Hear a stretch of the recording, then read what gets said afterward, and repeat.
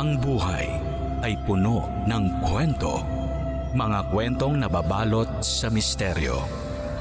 Liham ng gabi. Liham ng gabi.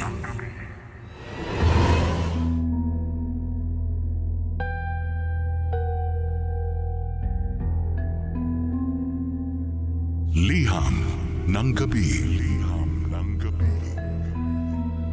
May kwento sa eskwelahan ni na Janela na kapag humarap ka sa salamin bandang 12:00 ng hating gabi, habang hawak ang isang pulang kandila at binibigkas ng 13 beses ang Bloody Mary, lilitaw ang isang babaeng malaberheng Maria ang ganda pero duguan ng muka.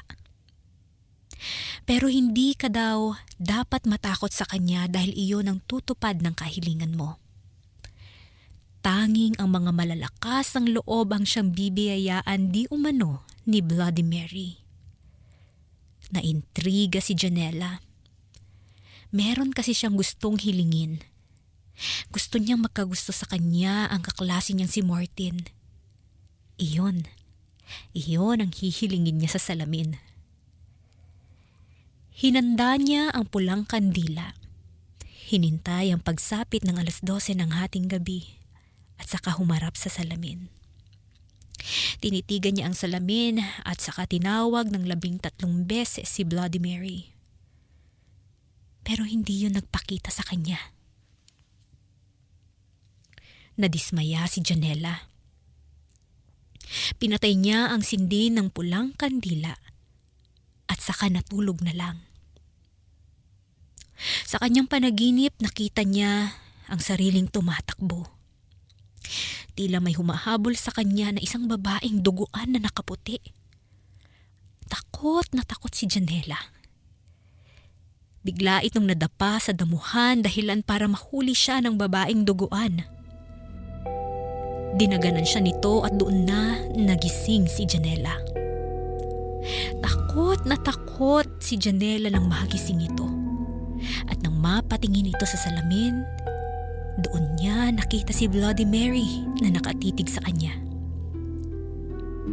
Ano? Hihiling ka pa ba? Imbis na matakot si Janela, ay nilapitan nito ang salamin at sinagot ang katanungan ni Bloody Mary. Totoo ba? Kaya mong tuparin ang hiling ko? Ngumiti si Bloody Mary at saka tumango. Subukan mo.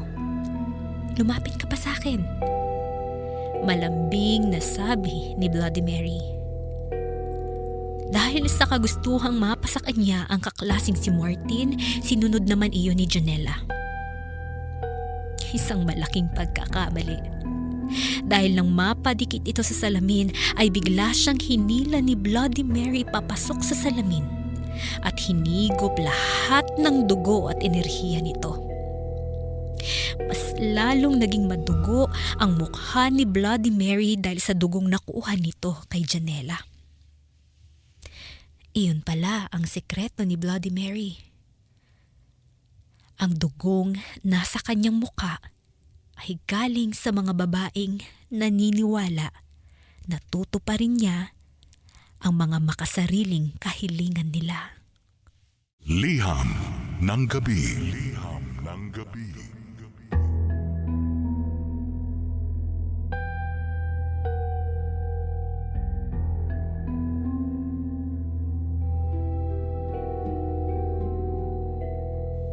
Si Annabelle, isang Gen Z na mahilig mag-selfie sa kanyang kwarto. Lalo na kapag sumasapit ang dilim kung saan mas pumapasok ang liwanag ng buwan sa kanyang bintana. Nagdadala ito ng kakaibang liwanag sa kanyang muka. Tinatamaan ng ilaw ng buwan ang antigong salamin sa bandang ulunan ng kama ni Annabelle. Ang hindi alam ng dalagita, naging portal na ng kababalaghan ng salamin niyang iyon sa tulong ng liwanag na galing sa buwan. Minsan, nagpicture si Annabelle sa harapan ng kanyang salamin. Napaganda siya sa sarili niya habang suot ng itim na lumang bestida na nabili niya sa ukay-ukay. Nang balikan niya ang picture para i-post na iyon sa kanyang Facebook, kinalabutan siya nang makitang merong nakayakap sa kanya na isang lalaking nakabarong na itim at nakasalakot. Wala itong mukha pero mapapansin na maputla ang lalaking iyon. Agad binura ni Annabel ang picture dahil sa takot at nang mapaharap itong muli sa salamin. Nakita niyang nakaupo sa kanyang kama ang lalaking nakaitim na barong at salakot. Napatakbo palabas si Annabel. Nagpasaklolo sa kanyang kapitbahay. Nang samahan siya ng kanyang kapitbahay sa kanyang kwarto, biglang nawala ang lalaking nakaitim na barong at salakot. Sinabi ng kanyang kapitbahay na baka guni-guni lang yun ni Annabel. Iyon na lang din ang pinaniwalaan niya. Pero pagkalabas ng kapitbahay niya, muli na namang nagpakita ang lalaking nakaitim na barong. Sa pagkakataong iyon, hindi na nakagalaw pa si Annabel. Nanigas na lang ito nang biglang yumakap sa kanya ang lalaki ng pagkahigpit-higpit. Alam mo bang matagal na kitang binabantayan? Napakaganda mo. Wala ka nang ibang pwedeng gawin kundi sumama sa akin. Bulong ng lalaking nakaitim na barong. Hinigpitan muli ang yakap kay Annabel na dahilan ng biglaang pagkamatay nito. Liham ng gabi. Liham ng gabi.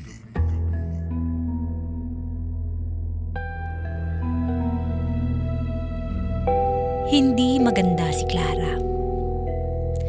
Palagi siyang tinutukso dahil sa kanyang itsura. Wala nga siya kahit isang salamin sa kanilang bahay dahil ayaw niyang makita ang mukha niya. Isang araw, may nag-iwan ng antigong salamin sa harapan ng kanyang pintuan. Nagtataka man ay dinampot niya iyon at sa pagtingin niya sa salamin na iyon, nakita niya na biglang nagbago ang kanyang itsura. Bigla siyang naging maganda. Nawala na ang kapintasan sa kanyang mukha. Para ring pang prinsesa ang kanyang kasuotan. Ipinasok niya sa loob ng bahay ang salamin. Itinago sa kanyang kwarto para hindi makita ng kanyang ina. Mula noon, palagi na siyang nagkukulong sa kwarto. Palagi na siyang humaharap sa salamin para maramdaman na maganda siya. Nahumaling na siya sa peking refleksyon na nakikita niya sa salamin.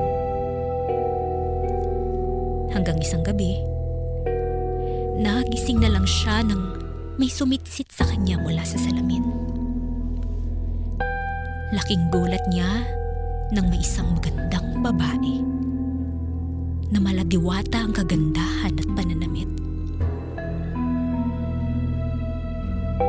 Kinausap siya nito. Halika, Clara. Lumapit ka. May ibibigay ako sa iyo pero may kailangan kang isakripisyo.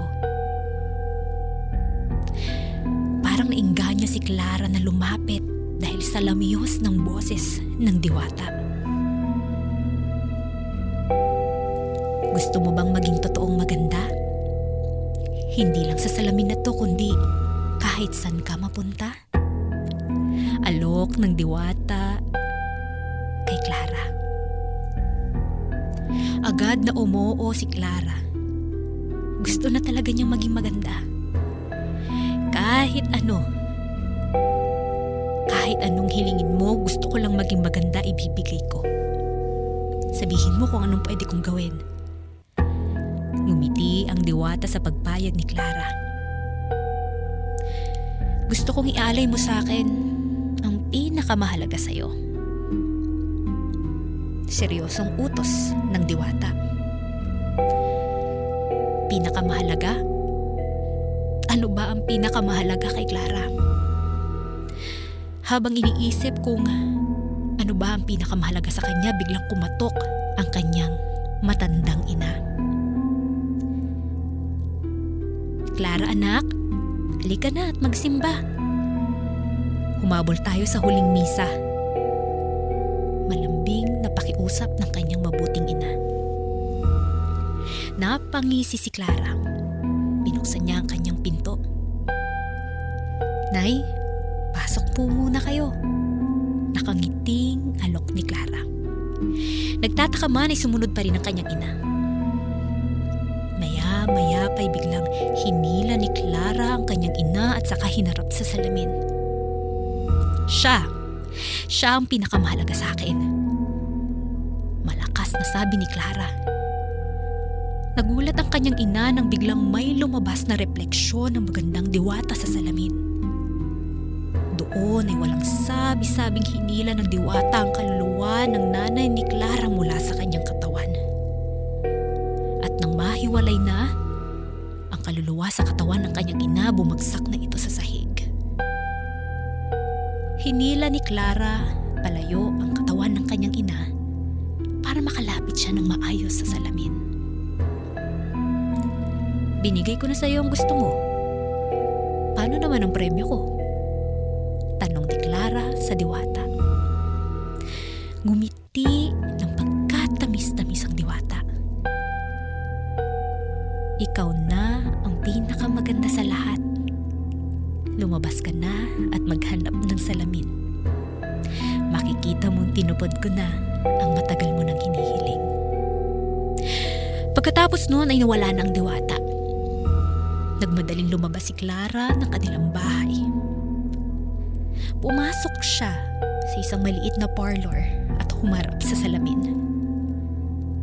Napahawak siya sa kanyang mukha. Totoo nga, tinupad nga ng diwata ang kanyang hiling.